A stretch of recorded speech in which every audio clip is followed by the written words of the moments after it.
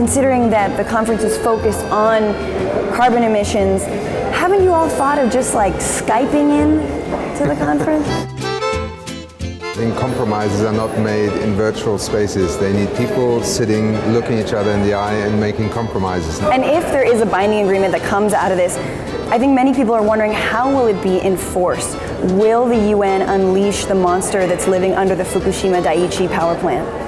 You see, very often the United Nations is sort of a wishful image of trying to enforce something. But you know, quite frankly, the United Nations is what its name is. It's uniting nations by free will.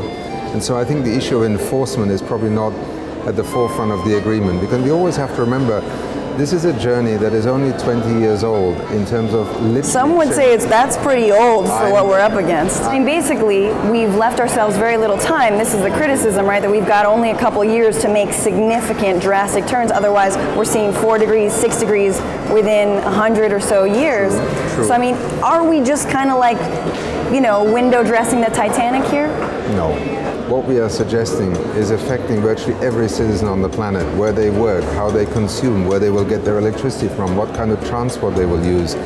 It is incredibly complex what we're trying to do against a timeline that is very short. If there isn't a binding agreement, how is the UN going to offset the amount of hot air just coming out of delegates' mouths? I mean, is that well, I think, let me put it this way.